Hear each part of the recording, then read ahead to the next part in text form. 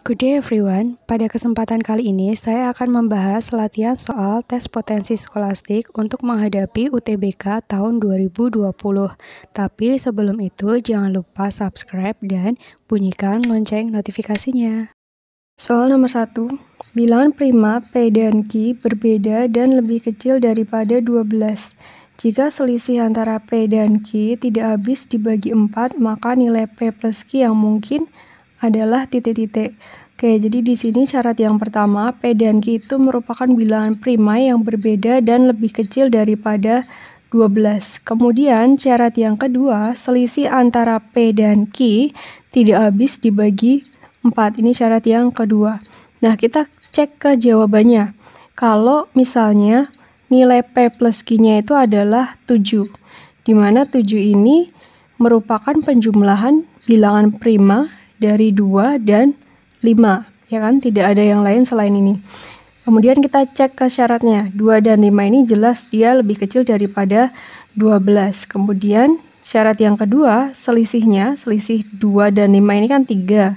Di mana 3 ini tidak habis dibagi 4. Jadi dia memenuhi syarat yang kedua. Jadi 7 ini menjadi kemungkinan nilai P plus Q yang pertama. Kemudian kita cek yang 8.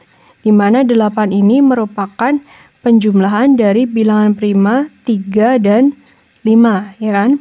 3 dan 5 jelas lebih kecil daripada 12, syarat yang pertama terpenuhi. Kemudian selisihnya yaitu 2, di mana 2 ini juga tidak habis dibagi 4. Maka 8 ini menjadi kemungkinan yang kedua dari penjumlahan nilai P plus Q. Kemudian kita cek untuk 9, di mana 9 ini merupakan penjumlahan dari bilangan prima 2 dan 7. 2 dan 7 jelas memenuhi syarat yang pertama karena lebih kecil dari 12. Kemudian 2 dan 7 ini selisihnya adalah 5, di mana 5 ini juga tidak habis dibagi 4. Maka dia memenuhi syarat yang kedua juga. Jadi 9 ini bisa jadi juga merupakan penjumlahan nilai P plus Q. Kemudian yang terakhir yaitu 10. 10 ini merupakan penjumlahan dari bilangan prima 3 dan 7. Jelas 3 dan 7 lebih kecil daripada 12. Kemudian selisih dari 3 dan 7 adalah 4. Di mana 4 ini kan habis dibagi 4 kan? Maka 4 ini tidak memenuhi syarat yang kedua selisihnya. Maka 10 ini bukan merupakan hasil penjumlahan nilai P plus Q, sehingga yang memenuhi hanya 1, 2, dan 3. Maka jawaban yang tepat adalah yang A. Soal nomor 2. Perhatikan gambar berikut. Titik A 1,1 terletak di luar atau eksterior daerah lingkaran X kuadrat plus Y min A dikuadratkan sama dengan 5. Nilai A yang mungkin adalah titik-titik.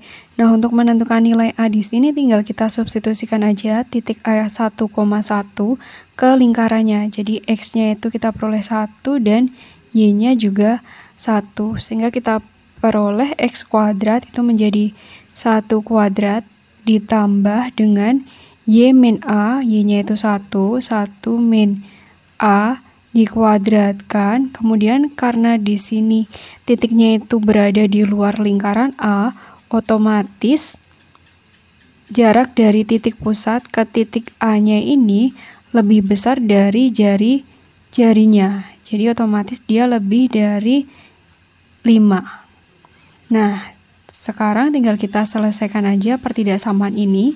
1 kuadrat itu 1 ditambah dengan 1 min A dikuadratkan. Itu hasilnya adalah 1 min 2A ditambah A kuadrat lebih dari 5. 1 ditambah 1, 2 dikurangi 2A ditambah A kuadrat lebih dari 5. Oke, A kuadratnya kita taruh depan, kita peroleh A kuadrat dikurangi 2A ditambah 2 lebih dari 5. Nah, selanjutnya ruas kanannya kita jadikan 0, berarti kedua ruasnya dikurangi 5, kita peroleh A kuadrat dikurangi 2A ditambah 2 min 5 lebih dari 5 kurangi 5, 0 ya. Kemudian ini kita selesaikan menjadi A kuadrat dikurangi 2A ditambah 2 kurangi 5 berarti negatif 3 lebih dari 0. Selanjutnya kita faktorkan dari A kuadrat min 2A min 3. Ini faktornya berarti kalau dikalikan hasilnya negatif 3, kalau dijumlah hasilnya negatif 2. Berarti kita peroleh bilangannya itu negatif 3 sama 1. Berarti A min 3 dikalikan dengan A plus 1 lebih dari 0. Sehingga pembuat nolnya adalah A sama dengan 3 atau A-nya sama dengan negatif 1. Nah, dari sini tinggal kita buat aja garis bilangannya. Yang di sebelah kiri di sini adalah yang lebih kecil yaitu negatif 1. Kemudian yang di sebelah kanan yang lebih besar yaitu 3. Kemudian karena di sini tanda pertidaksamaannya ini tidak memuat tanda sama dengan, maka kita kasih lingkarannya itu lingkaran yang terbuka seperti ini. Artinya negatif 1 dan 3 itu tidak termuat di dalamnya. Kemudian kita tinggal cek aja daerah yang bernilai positif dan negatif. Nah, di antara negatif 1 sama 3 ini kan ada bilangan 0. Kita cek, kita masukkan ke pertidaksamaan yang terakhir. A-nya kita ganti 0, menjadi 0 dikurangi 3 itu negatif. Kemudian 0 ditambah 1 itu positif. Negatif kali positif hasilnya adalah bilangan negatif. Kemudian karena di sini faktor pembuat nolnya ini berbeda, maka bisa kita selang-seling tandanya menjadi positif, negatif, positif. Kemudian karena di sini tanda pertidaksamanya adalah lebih dari 0, maka yang kita pilih otomatis yang positif. Jadi dari 3 ke kanan sama dari negatif 1 ke kiri. Jadi kita peroleh penyelesaiannya yaitu A kurang dari negatif 1 atau A-nya itu lebih dari 3. Nah, sekarang kita cek di antara keempat pilihan jawaban ini mana yang tepat. Yang pertama, 4, di mana 4 itu masuk ke A lebih dari 3, ya kan? 4 itu kan lebih dari 3, maka 4 ini mungkin menjadi nilai A. Kemudian kita cek 3, apakah 3 masuk. Kalau 3 lebih dari 3 nggak mungkin ya, karena di sini tidak ada tanda sama dengannya. Jadi 3 ini bukan merupakan kemungkinan dari nilai A. Selanjutnya kita cek negatif 2. Kalau A-nya itu negatif 2 kurang dari negatif 1. Benar ya, berarti negatif 2 ini mungkin menjadi nilai A. Kemudian di sini ada negatif 1. Karena di sini tidak ada tanda sama dengan, maka negatif 1-nya tidak masuk. Jadi dia tidak mungkin menjadi nilai A. Jadi yang tepat hanya pernyataan yang 1 dan 3. Maka jawaban yang tepat adalah yang B, 1 dan 3 saja yang benar. Kayak gitu ya. Soal nomor 3. 1 kaleng cat hijau dihasilkan dari 2 liter cat biru dan 3 liter cat kuning. Telah dicampurkan 5 liter cat biru dan A liter cat kuning untuk membuat cat hijau tersebut. Manakah hubungan yang benar antara kuantitas P dan Q berikut berdasarkan informasi yang diberikan? Oke, dari kalimat yang pertama, kita bisa membuat perbandingan, jadi cat biru per cat kuning itu sama dengan 2/3.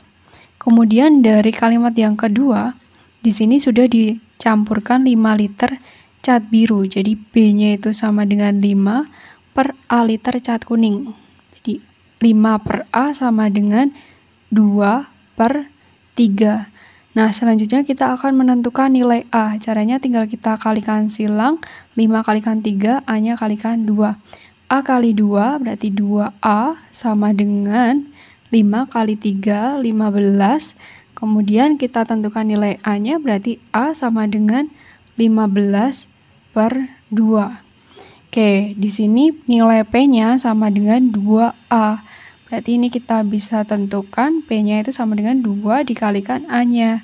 15/2 sama dengan 2/2. Ini 1/1 ya. 1 kali 15, 15. Jadi nilai P-nya itu adalah 15, nilai Q-nya itu 14. Yang lebih besar otomatis yang P. Jadi P lebih dari Q. Jawaban yang tepat adalah yang A.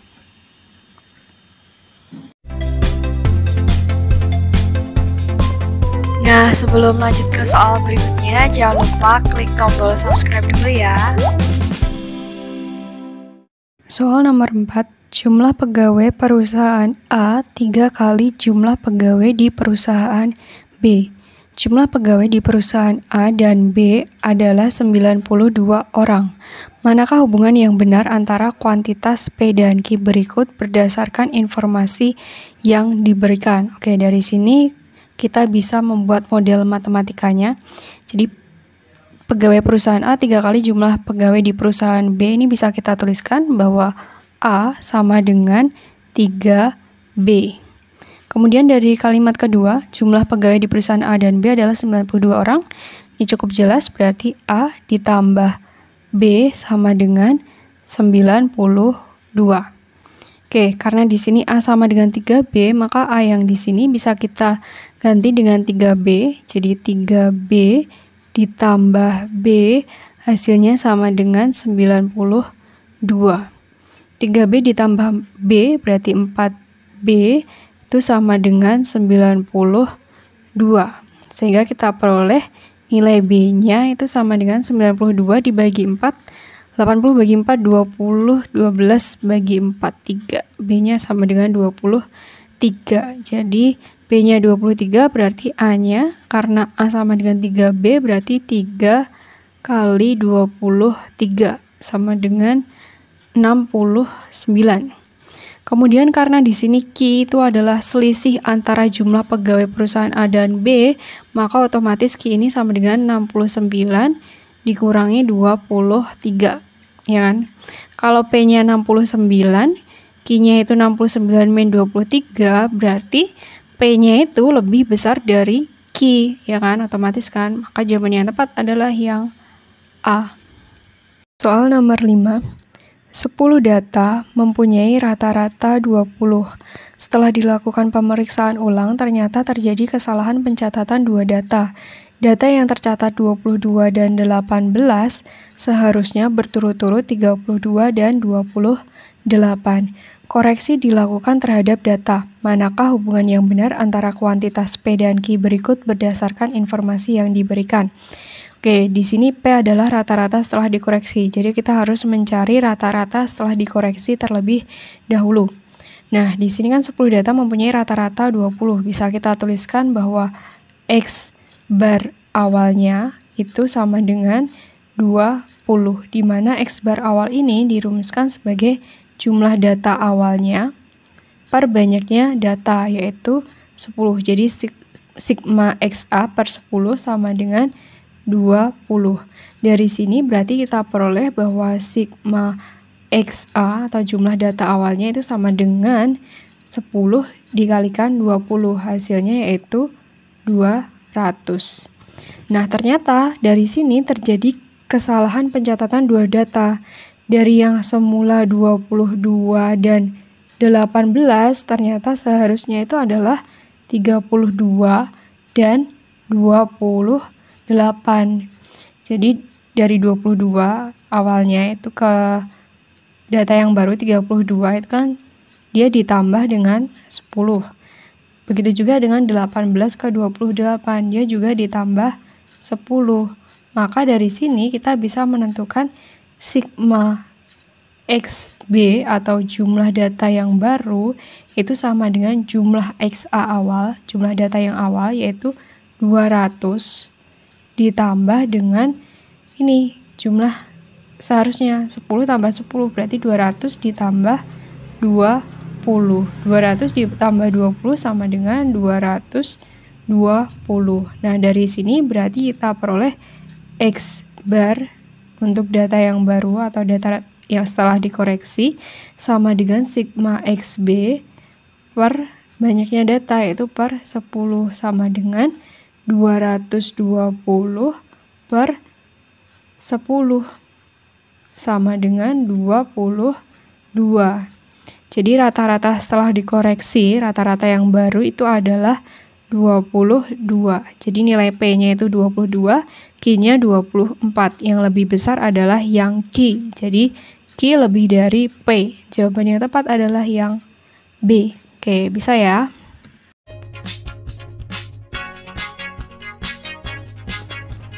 Terima kasih telah menonton video pembelajaran ini, semoga bermanfaat buat kalian ya. Dan kalau kalian suka dengan video pembelajaran ini, jangan lupa like, comment, share, dan subscribe ya. Dan jangan lupa bunyikan lonceng notifikasinya. Cek video lainnya di sini nih.